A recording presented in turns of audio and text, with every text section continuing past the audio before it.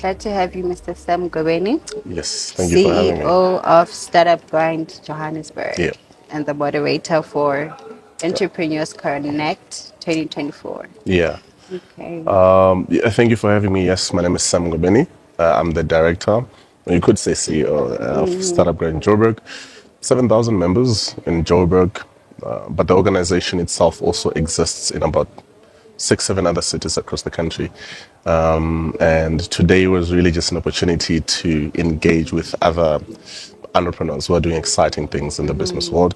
And most importantly, to really have candid conversations, like to remove away the fluff. Often entrepreneurs, we come to these events and we just, we want to appear as, right? So today was about, let's really just have a heart to heart, like Heart to heart. what does it mean to be an entrepreneur and how does one's journey look like? Where did you start? That experience transfers to the other people in the audience as well. Okay, great. You have just answered the question I was about to ask, I'm happy. but it's fine. Okay, our next question is what key strategies would you advise SMEs or startups to adopt to stay resilient and competitive in today's volatile market? Your customers are probably the first group of people that you need to speak to, right? Because essentially the lifeblood of your business is revenue, sales, and you need to constantly engage the people that you sell to. And one of those in this process is you also need to know how to speak to them as well as knowing who to speak to. And one of the analogies that I use is sometimes, we can curate what we call an ideal customer profile. We know who our target audience is, but that is not often the case, right? Because if we knew, we could just go straight to them. Oftentimes in our sales and marketing, we are throwing what I call we're just throwing in the dark. Right? You don't know what you're going to hit, but you have to throw something. But try as much as you can to curate a pathway to actually finding that particular target. Once you have them, know how to communicate, know how to speak to them. And what you want to focus on is you don't want to focus on forcing supply, right? You want to focus on finding demand. When you force supply, you find people that are not even remotely interested in what you're offering. They are not the right segment for you, but you want to force them to buy or to adopt your solution. They're not even looking for it. So focus on finding demand as opposed to forcing supply. When you go out to find demand, you will go out to people that are looking for your solution. Right? And this is, much easily said than done.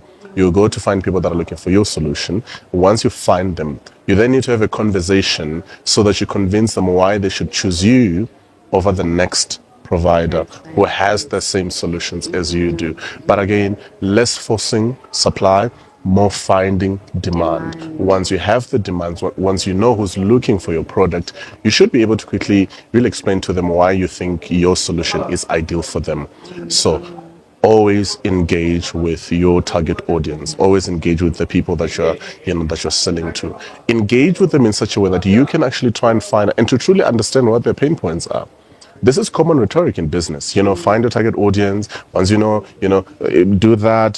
Who's your Differentiate yourself this and this. and It's your all in. rhetoric. It's all fluff, right? Like get there and really talk to them, right? Like really, really engage with them.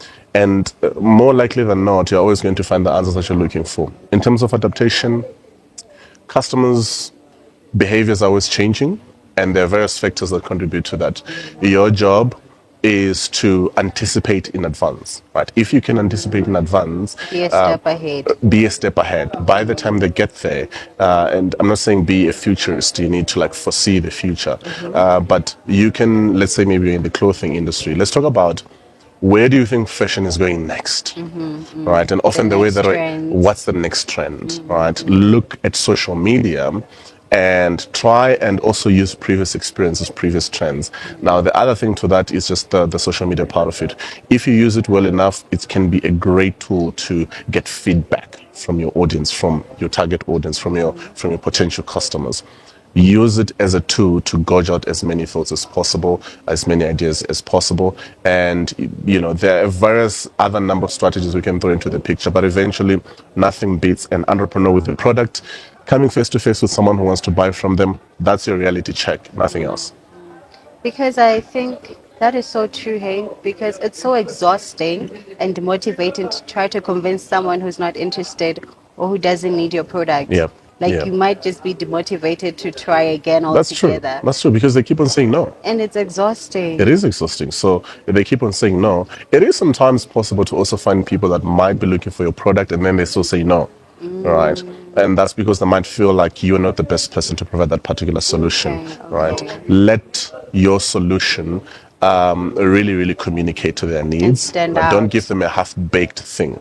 Like really, really talk to them. Really, really understand them. I think that's super important. Okay, no, that is very insightful. That's very insightful. Okay, in terms of tech, how can African SMEs, according to you, and startups best leverage digital transformation to drive growth? Yeah, so I mean, we're at a very important time now. It's special, interesting in many counts. There are things that are popping up that are called digital businesses, or Yes. things that you can predominantly do online. Some years back, we didn't know of this. We have a long way into adopting serious tech into our businesses, but a business doesn't have to start there.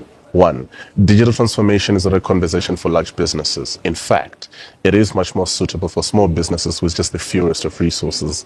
Yes. So, in what way? The tools that we now have allow you to automate some of your processes. All right. Let's talk about the basics. Okay. Let's talk about your sales process. Are you able to use what we call CRMs to automate your entire sales and marketing process? Yes, it As is simple as possible. that. Right? It is possible. And, not to get too technical, but there are really ways that your business can keep on functioning while you're focused on other things. You want to automate these processes. And I don't want to throw the word around recklessly, but it is possible because we see it in many, many small businesses. And in addition to that, you want to try as much as possible to find tools that are well aligned or suited to your needs. Right? Could you remove some processes from entirely manual? All right. Let's talk about invoicing. A simple thing. Let's talk about invoicing or sending quotations. These are things that you can now do digitally. Digitally. Yes.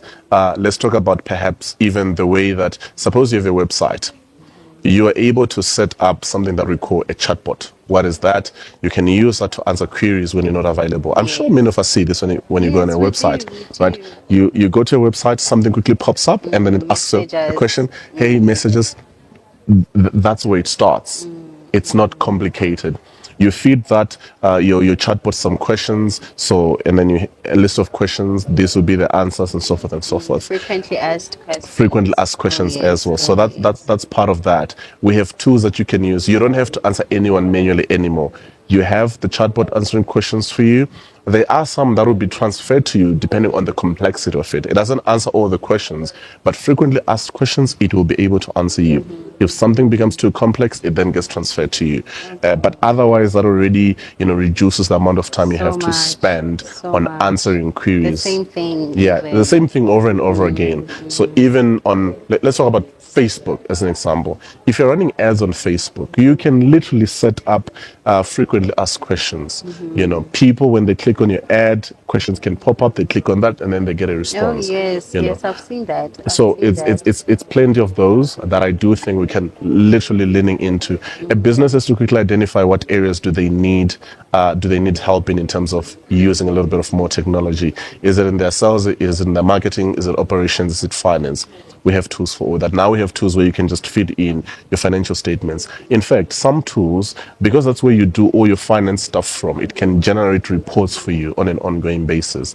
That's some sort of formalizing a business. And it's something that's important, to know how your numbers are looking. You don't have to, right? Manually. The other thing is, even when you adopt these solutions, we're not consistent with them. So you want to implement something for today, you get bored, and then you leave it. It won't work. Yeah, it won't. You have to stick to one thing. That's very true. Uniform. That's very true. Keep going with it. Okay, no. Thank you, Mr. Sam. Thank you so much. One last message maybe to the entrepreneurs who couldn't make it here today, or any aspiring entrepreneurs. Yeah, so there is no magic bullet. Entrepreneurship is not something that, it's a word that we've thrown around a lot. It's entrepreneurship is doing. This is a doer's word, Okay. right? You get in there, you work. And the advice is not that you go and start a business. right? You don't have to. And entrepreneurship, by the way, is not registering a CIPC to having a CIP certificate. Anyone can call themselves a CEO, a director. You could probably have a fancy title. It doesn't mean that you have a business. You have to go and work on this thing. And again, there is no magic bullets to it.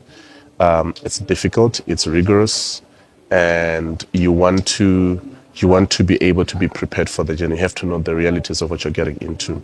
Do I advise that get in there? Definitely.